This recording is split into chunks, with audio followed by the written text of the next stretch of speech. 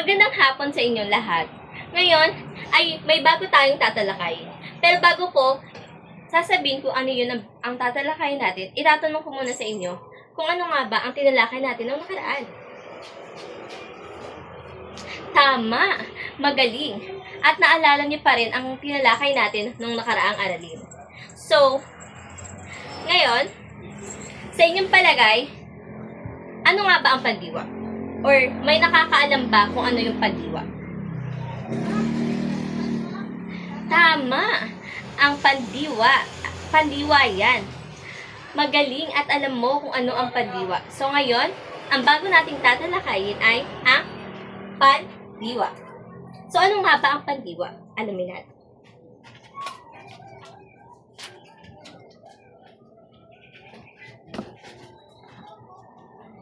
Ang pandiwa o verb sa Ingles ay isang salitang nagsasaad ng kilos o galaw, pangyayari o katayuan. So, ang pandiwa ay isang salitang nagsasaad ng kilos. Like halimbawa, kumakain, naglalaba, tumatalon. Ayun yung mga salitang pandiwa o action word o verb naman sa Ingles. So, magbigay tayo ng halimbawa in a sentence form. Halimbawa ng pandiwa in sentence form.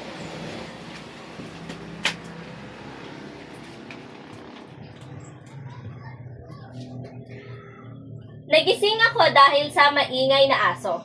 So, ano ba ang pandiwa doon? Tama! Nagising! Ang dalawang bata ay naglalaro ng piko. Ano ba ang pandiwa doon? Magaling! Naglalaro! Magaling at nakukuha niyo na kung ano nga ba ang pandiwa. May dalawang uri ng pandiwa.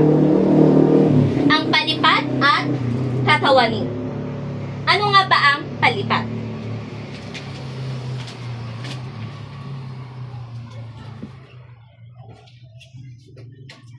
Ang pandiwa ay may katuwirang layong tumatanggap sa kilos. Ang layon ay karaniwang kasunod ng pandiwa at pinangungunahan ng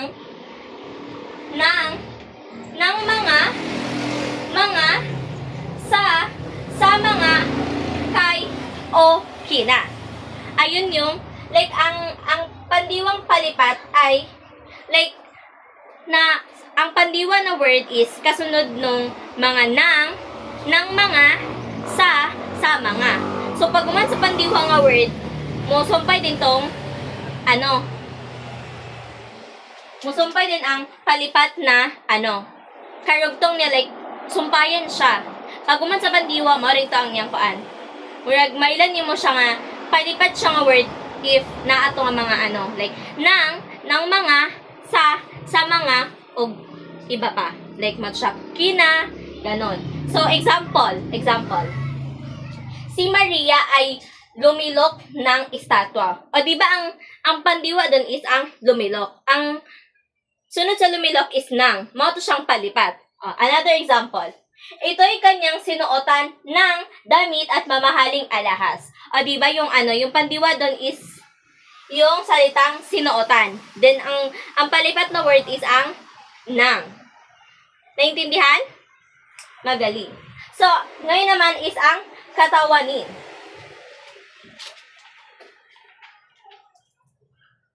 Ang katawanin ay hindi na ito nangangailangan ng tuwirang layong tatanggap ng kilos at nakakatayo na ito ng mag-isa. So, ang kakatawanin daw is, dili na siya kailangan ng mga, like, mabuo na ang sentence or ang sentence nga, wala na ito yung mga ng mga, okay? Like, mabuo na ang pangungusap ng wala to siya. Example, nabuhay si Christina. Si Narine at Josh ay ikinasal na. Diba? Wala na siya katong wala na ang word na katong like sa 'di ba sa sa palipat is napay mga ng mga ang katawanin is wala na. Like mabuo na nimo siya nga wala to. Okay. So mao to nga ulit yung dalawang uri ng pandiwa? Palipat and katawanin. Yes, very good. Ngayon naman is may 5 aspekto ang pandiwa. Ayun ay, number 1, naganap o perpektibo. Pangalawa, kasalukuyan o imperfektibo. Pangatlo, naganap na o kontemplatibo. Then, tahasan, number 4. Number 5 naman is ang balintaya. So, alamin natin kung ano ang mga kahulugan nun. So, sa una is ang nagaganap o perpektibo. Ito ay nagsasabi na natatapos na ang sinimulang kilos. Kung minsan ang panlaping nag ay karaniwang idinurugtong sa unahan ng pandiwang ginagamit sa pangungusap. So, ang kaning perpektibo or naganap na is mana na siya. Ang mga pandiwaani is humana na. For example, nagpaalam si Itay bago siya umalis. So, unsa ang kanato is nagpaalam, yes.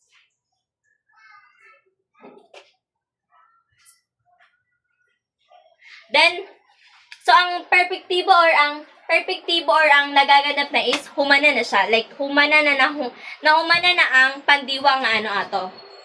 Like, nagpaalam si tatay bago umalis.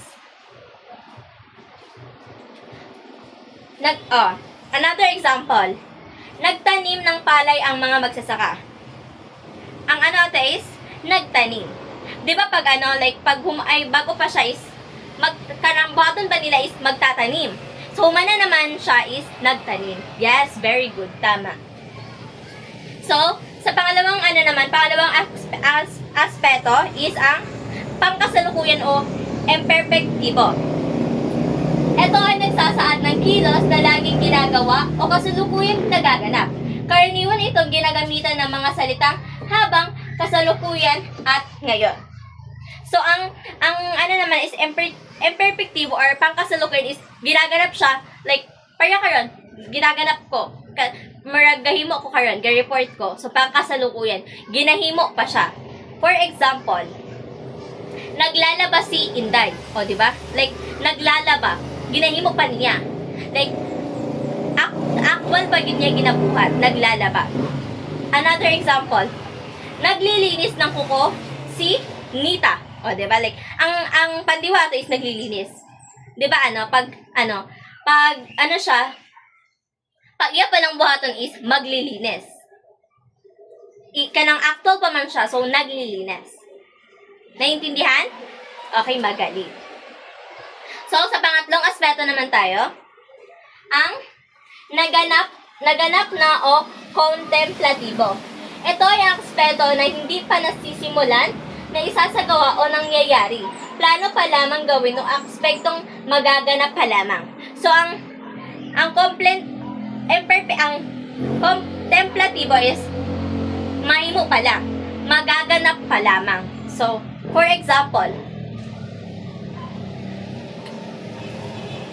balang araw uunlad din ako.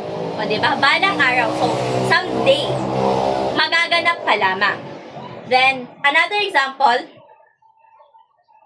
bukas ko na kakainin ang prutas na bigay mo. O, diba? Bukas pa lamang. So, mahitabo pa lamang siya. Okay? Magaling. So, sa pang-apat naman tayo na aspeto. Ang tahasan. Sa aspetong ito, ang pandiwa ang gumaganap na simuno sa isang pangungusap. So, ang pandiwa daw ang simuno sa kaning ano. For example, sinusulat ni Jose Rizal ang Noleme Tangere. Sinusulat.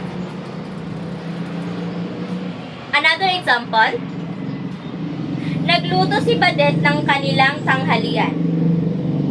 So, ang kanisya nga is ang pandiwa is nasa pinakauna. Ang tahasan. Pinakauna siya, mo man ang simuno. For example, sinulat. Diba sinulat ni Jose Rizal? Nasa pinakauna niyo makita ang pandiwa. Then sa isa pag example is nagluto. Napot siya sa pinakauna. So, ang mailan niyo sa tahasan sa pang-apat na aspeto is nasa unahan ang pandiwa. Kay mo man siya ang simuno. Naiintindihan? Magaling. So, sa last naman na tayo na aspeto at ang aspetong yun is ang balintayak. Ang balintayak naman is, ang aspetong ito ng pandiwa ay kasalungat sa tahasang aspeto. Ang simuno ay hindi gumaganap ng kilos o galaw, bagkus ang tagaganap ng kilos ay ang nasa hulihan ng pandiwa. So, ang kanisya is ang pandiwa nasa hulihan. Ang, 'di ba sa atahasan nasa pinakauna. Ang sa balintayak naman is nasa huli. So, mainan mo ang tahasan nasa pinakauna, ang balintayak naman is nasa hulihan. Ang pandiwa niya nasa hulihan.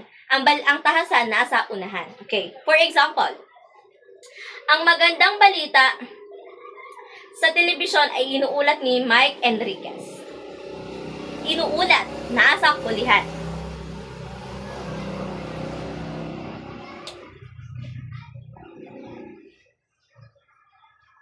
So, naiintindihan ba ang aking mga ano? So, ano nga ulit yung 5 aspeto ng pandiwa? Okay.